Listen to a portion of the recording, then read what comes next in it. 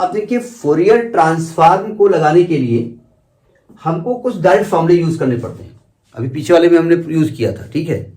तो हम कुछ फॉर्मूले आपको बताने जा रहे हैं, उन्हें डायरेक्ट अप्लाई करेंगे। सिर्फ लिखा है कि some useful results for direct application in Fourier transform, ठीक है। 8-10 रिजल्ट है वो लिखे दे रहे हैं हम प्रूफ नहीं कराने जा रहे। पहला रिजल्ट ये है कि अगर कहीं पर माइनस इंफिनिटी से plus infinity e to power minus x square dx लिखा हो तो इसको आप रूट पाई लिखेंगे, रूट पाई, ठीक है। ये डायरेक्ट याद कर लीजिएगा, क्योंकि कहीं भी क्वेश्चन आएगा माइनस इंफिनिटी से infinity e to power minus x square dx को रूट पाई लिखेंगे। दूसरा, अगर ये 0 से इंफिनिटी हो e to power minus x square dx तो ये 1/2 रूट पाई। हमने गलती से पीछे वाले उसमें रूट 2 को रूट के अंदर लिख दिया है, ठीक है।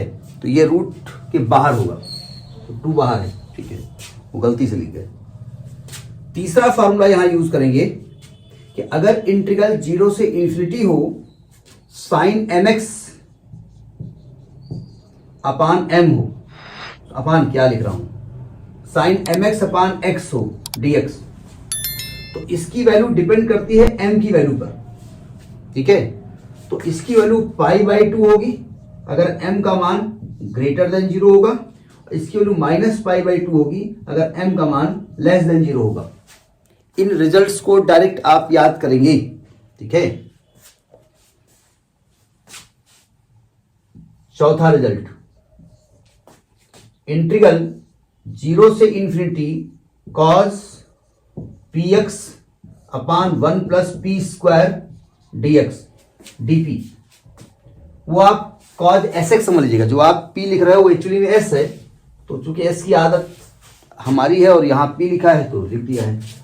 इंटीग्रल 0 से इंफिनिटी cos sx अपान 1 प्लस एस स्क्वायर ds, ये होगा पाई ई टू पावर माइनस x/2।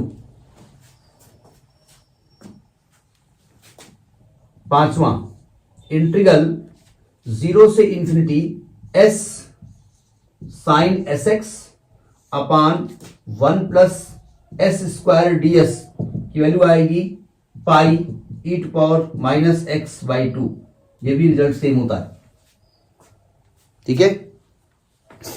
ये रिजल्ट डायरेक्ट हम इस्तेमाल करेंगे, ध्यान रखिएगा। छठा, इंटीग्रल 0 से infinity e to power ax minus e to power minus ax upon e to power pi x minus e to power, पहले इसको देख करके इसकी एक चीज ध्यान से समझिएगा। इसका मतलब यह है कि फोरियर ट्रांसफॉर्म में ऐसे इंटीग्रल आने वाले हैं जिनके पास ये खतरनाक टाइप का चेहरा होगा, तो उस चेहरे को हमें बेनकाब करने के लिए हमको डायरेक्ट रिजल्ट यूज करना पड़ेगा। तो इसकी वैल्यू आएगी 1/2, गंदा लिखते हैं यार, 2 लिखा हुआ है, 1/2 tan a/2। नोट कर लिया इसको, ये डायरेक्ट रिजल्ट याद कर लीजिएगा, ठीक है। सातवां, इंटीग्रल 0 से infinity e to power ax plus e to power minus ax upon e to power pi x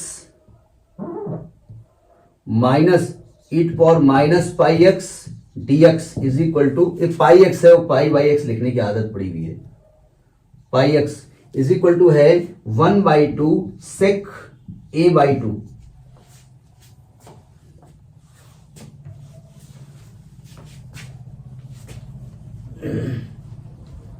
अब जो 2 रिजल्ट और हम लिखने जा रहे हैं, 2 रिजल्ट ये नोट कर लीजिए, तब लिखें, ऊपर लिखेंगे हम, अच्छा लिखिए जगह, देखिए 8वां रिजल्ट, इंटीग्रल 0 से infinity e to power minus ax cos bx।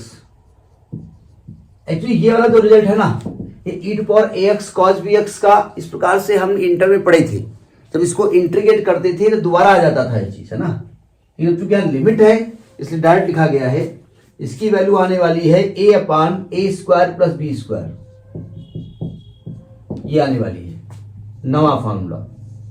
0 से infinity e to power minus a x sine b x, इसकी वैल्यू आने वाली है b upon a square plus b square.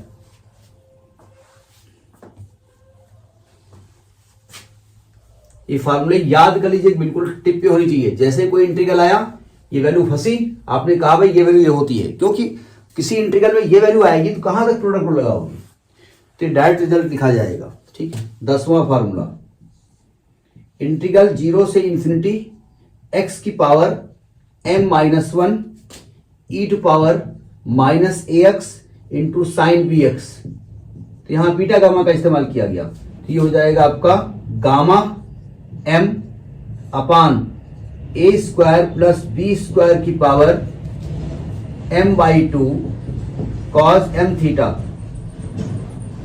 जहां थीटा की वैल्यू होती है tan इनवर्स b/e। 11वां फार्मूला, ये गामा बीटा गामा नाम लिया जाता है उसका। ठीक है, जब गामा होता है तो बीटा गामा नाम, तो गामा यहां पर है।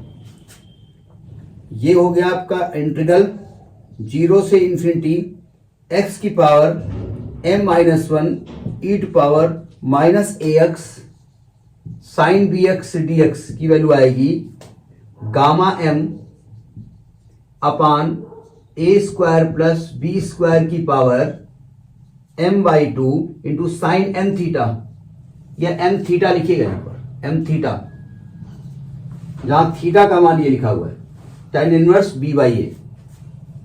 ठीक है,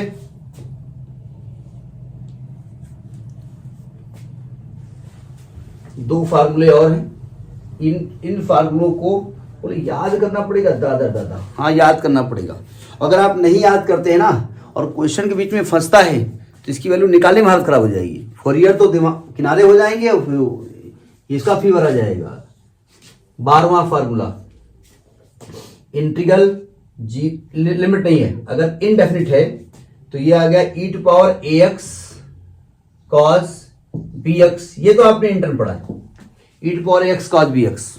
प्रोडक्ट लगाते थे, दोबारा ई टू पावर आता था, तो इसकी वैल्यू आ जाएगी e to power a x upon a square plus b square a cos b x plus b sine b x.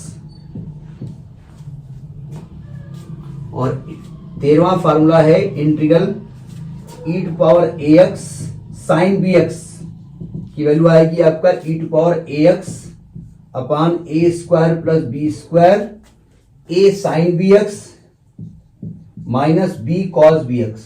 अब आप ये कह सकते हैं कि भाई आपने फॉर्मूला तो किताब देख के लिखा, हमें कौन एग्जाम देना है भाई, हमें कौन एग्जाम देना, हमें कौन मेमोरी में रखना है। अब आप ये कर सकते हो, आपके वो सभी फार्मूले प्रूव करो तो हम 13 दिन लगा देंगे प्रूव करने में। तो ये रिजल्ट्स हैं, कुछ बीटा गामा से हैं, कुछ प्रोडक्ट रूल से हैं, ये सब प्रोडक्ट रूल से हैं। और रूल लगाने के बाद भी वहां पर लिमिट ऑपरेट कर देंगे तो रिजल्ट आ जाएगा। लेकिन हम फोरियर में इसको डायरेक्ट इस्तेमाल करेंगे, नोट करिए इसको।